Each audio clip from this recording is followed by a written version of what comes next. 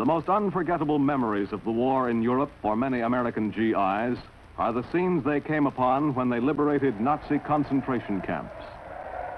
Most of the survivors had long given up hope of ever being rescued when the Allied soldiers arrived. All the survivors were on the verge of starvation when their Nazi guards finally lost control of the camps. For many, it was their first solid food in months. Of all the distressing memories that will forever live with American veterans of the war in Europe, none will be sharper or more enduring than those of the horror camps established by the Nazis. During the war, the Nazis maintained some 250 concentration camps and exterminated an estimated 10 million civilians and prisoners of war. Various methods of killing were used.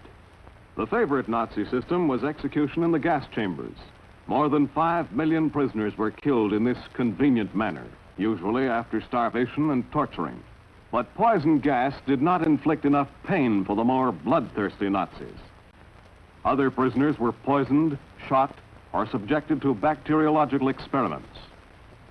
At some camps, prisoners were burned alive, their ashes made into fertilizer, and their bones sold to the makers of soap.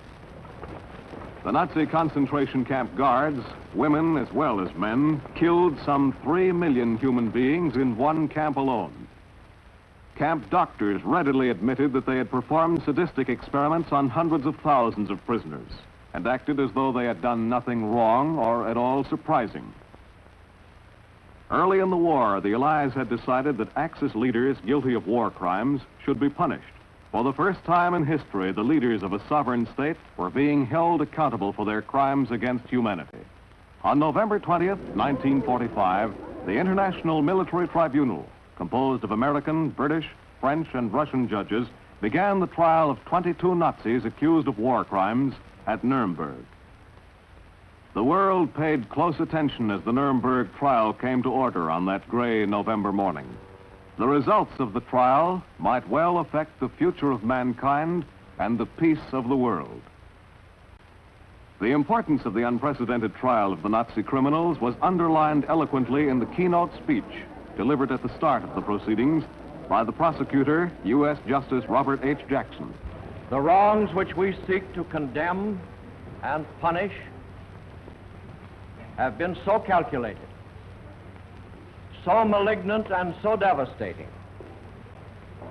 that civilization cannot tolerate their being ignored because it cannot survive their being repeated. That 4 great nations, flushed with victory and stung with injury, stay the hand of vengeance and voluntarily submit their captive enemies to the judgment of the law is one of the most significant tributes that power has ever paid to reason.